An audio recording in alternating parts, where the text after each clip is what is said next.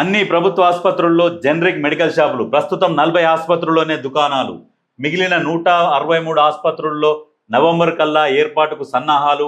ఎన్జీఓలు జిల్లా సమాఖ్యలకు అవకాశం. అయితే ఈ జనరిక్ షాపులు ఎట్లా ఉంటాయి అంటే 100 రూపాయల వస్తువు 30 రూపాయలకు దొరుకుతుంది. అదేమనంటే మందు పనిచేయదా అని చెప్పేసి అనుకుంటారు. మందు 100కి 100% మంచిగా పనిచేస్తుంది. ఒక కంపెనీ ఒకటే మారుతుంది. జనరిక్ షాపులలో అయితే ఒక బ్రాండెడ్ కంపెనీలు దొరుకుతాయి అందులో. ఇప్పుడు మామూలుగా ఇతర మెడికల్ షాపులలో కూడా అవే జనరిక్లు అమ్ముతున్నారు, అదే 100 రూపాయలకు అమ్ముతున్నారు. మీరు కొనుక్కొని పోతున్నారు. ఓ 1000 రూపాయలు బిల్లు అవుతుంది, 1000 కట్టిపోతున్నారు. అదే జనరిక్లలో 1000 బిల్లు అయ్యేది ఏమైందంటే ఇక్కడ 300కే దొరుకుతుంది జనరిక్లో. అడ్వాంటేజ్ ఏంటంటే ప్లస్ జనరిక్లలో మామూలు మెడికల్ షాపులకు తేడా ఏంటంటే అది మామూలు మెడికల్ షాపులలో కూడా ఏ మందులు అమ్ముతారు. ఈ మందులు ఓన్లీ జనరిక్ షాప్ వాళ్ళకి అమ్మరు, హోల్సేల్ వాళ్ళు అందరికి అమ్ముతారు. అందరు కొనుక్కొచ్చుకుంటారు. మామూలు మెడికల్ షాపులలో కూడా పెట్టుకుంటారు, జనరిక్ వాళ్ళు కూడా పెట్టుకుంటారు. ఏమంటారంటే మామూలు షాప్ వాళ్ళు ఏం చెప్తారంటే ఇవి జనరిక్ కాదు అని చెప్తారు. మీరు గుర్తు తెలియదు కదా, మీకు గుర్తుపట్టడానికి మీకు రాదు. కాబట్టి మీరు జనరిక్ షాపులోకి పోతే ఏంటంటే మీ పైసలు చాలా సేవ్ అవుతాయి. ఒక 1000 రూపాయల దగ్గర ఒక 700 రూపాయలు సేవ్ అవుతాయి.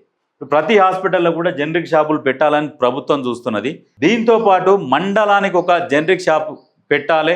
ప్రభుత్వ పరంగా పెట్టి వేరే వాళ్ళకి ఇచ్చి మెయింటైన్ చేపిస్తే ఆ మెయింటైన్ చేసే బాధ్యత ప్రభుత్వం మీద ఉండదు. కాబట్టి వాళ్ళు మెయింటైన్ చేసుకొని వాళ్ళు మంచిగా బతుకుతారు. వాళ్ళకు కుటుంబాలకు కూడా ఉపాధి దొరుకుతుంది. ఇటువంటి వాటి మీద కూడా ఆలోచన చేయాలి. ఈ జనరిక్ షాపులు పెట్టిస్తే ప్రజలకు కూడా భారం తగ్గుతుంది. మందులు కొనేటప్పుడు 1000 రూపాయలు అవుతున్నాయి, వాళ్ళకు కూడా భారం తగ్గుతుంది. జనరిక్ మందులు అంటే అవి మంచిగా పనిచేస్తాయి. సేమ్ అవి ఎట్లా పనిచేస్తాయో దానికంటే కూడా ఇంకో 10% మంచిగానే పనిచేస్తాయి. రేటు తక్కువ, ఎందుకంటే వీటికి ట్యాక్స్ తక్కువ ఉంటుంది కాబట్టి తక్కువకు వస్తాయి.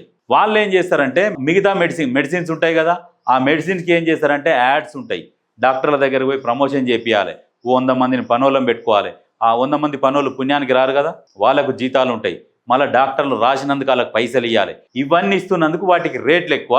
ఇవన్నీ ఏం ఉండకుండా జనరిక్లు దొరుకుతాయి కాబట్టి వీటికి రేటు తక్కువ, అంతే తేడా.